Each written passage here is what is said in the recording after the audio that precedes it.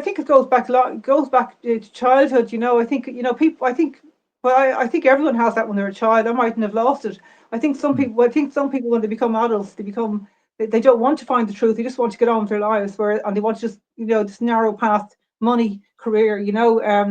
All the milestones. But I think with me, I've been on this kind of search for the truth for years, and I don't think you'll ever find the whole truth. I mean, the truth is always there's always something ahead and ahead. But I just love exploring ideas, and I love trying to I love looking at different angles. When I was in school, for example, we used to have debates, and my English teacher, a guy called Hugo Malone, he used to ask me to argue both sides of the debate, just to kickstart the debate. Started off by arguing for both sides. So I've always done that, and I think there aren't just two sides. There are actually loads of sides in every debate. So whenever I get a story, I always start. Well, what else could it be, and what else could it be, and what else could be happening? And yeah, I mean, I used to annoy my editors in the newspapers when they send me on a story sometime, and I'd say, but I don't think this is the real story. There's something else here, and I Yeah. don't. And they say, look, it's just a harmless little PR story. And I said, no, no, no. I want to find, if it say it was about some annoying celebrity, I'd say, no, that's not true. Actually, there's more to this story, or it was some sort of advertising. I spot an advertising gimmick, for example. I spot when somebody's trying to use the newspaper to advertise something and to push an angle. So, but this is, I think reporters do this all the time. I think every editor has had the frustrating experience of having a reporter argue with them over a story and say, no, I want to stay longer on the story because there's more to find out. So, it's like digging and digging, and every time you dig, you find something else, and then you have to dig for it, and you find something else over there. That's what journalism is like. So I've just kind of moved this into fiction now, and fiction is even better because I can actually find the facts. I can make up the story, but it has to be Hmm. plausible. So, Yeah. so it's like I feel like I'm discovering the thing. I don't feel like I'm writing it. I don't feel like I'm inventing a story. I feel like it's there, and I'm just discovering it. Yeah. You know. It totally resonates with me. But I would say like people like us are struggling these days because the truth is under assault, or at least it's not that popular. It seems that everyone can come up with their own conception of themselves, or they can identify as whatever they feel like. And how do you see the fact that everything now is like relative? When people talk about their truth, what they mean is they couldn't be bothered to look at they couldn't be bothered to look at things from another angle. That's what I usually find.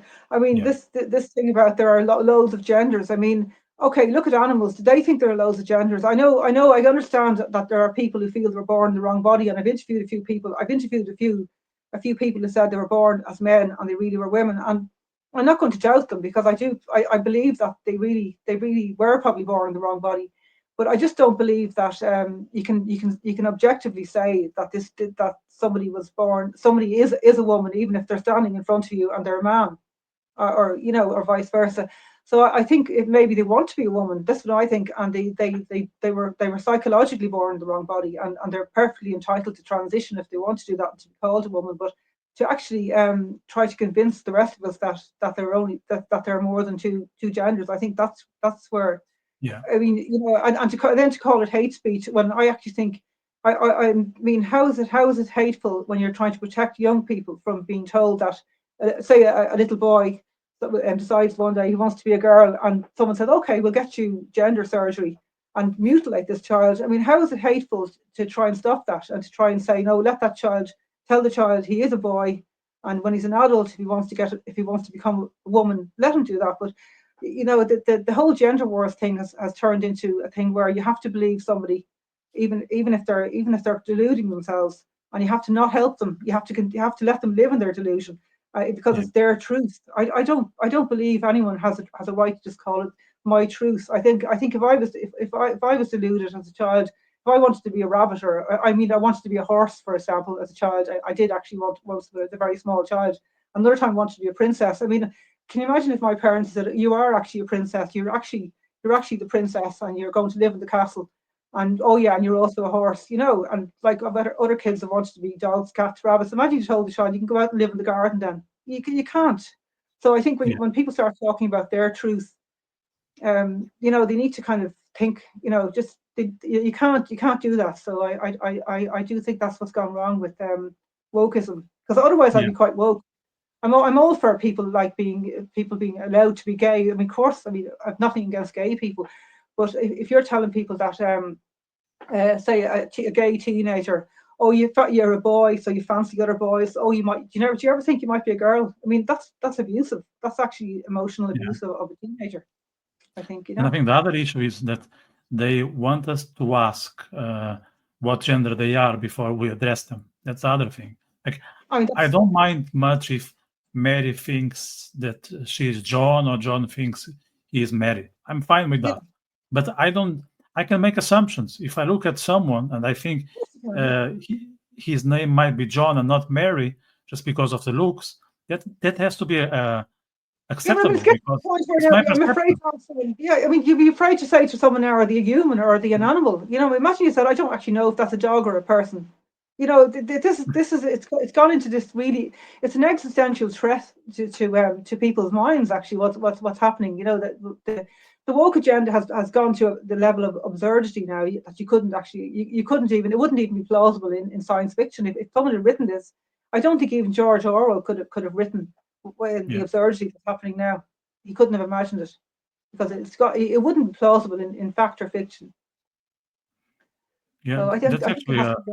a good example of the 84. It's a fiction book, but it tells a lot of truth. Although it's inspired in some of the events in USSR and Germany of the 40s and all that, but he's telling the truth more than the journalists. Is he like a role model for you in some sense? Yeah, it does. Yeah, because I think the whole thing. I read 1984 years ago, and I read another one. I read a few of George Orwell's books, including a lesser known one called "Keep the Aspidistra Flowing." Now, an aspidistra was a plant, but he was a kind of satirical book.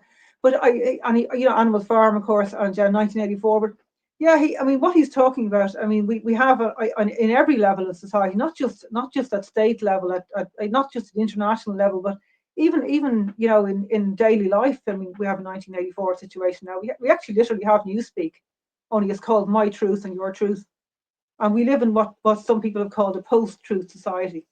Yeah. I mean, it's like if anyone has studied art will know that art. I studied art too, but you're told to paint, and then you're told to paint decaying things, and you're told to deconstruct all the rules of everything. So you learn how to do proportions and everything. Then you learn how to kind of break them up, and how to do modern art basically is basically the decay of classical art. Well, it's the same with the truth. I mean, we're actually in a decadent era now. It's like the Weimar Republic, only in journalism and in public politics. Yeah. Going back to your voice, so you collaborated with very much left-leaning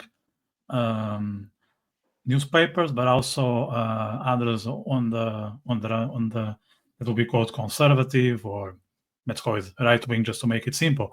So how you make sure that you are true to yourself?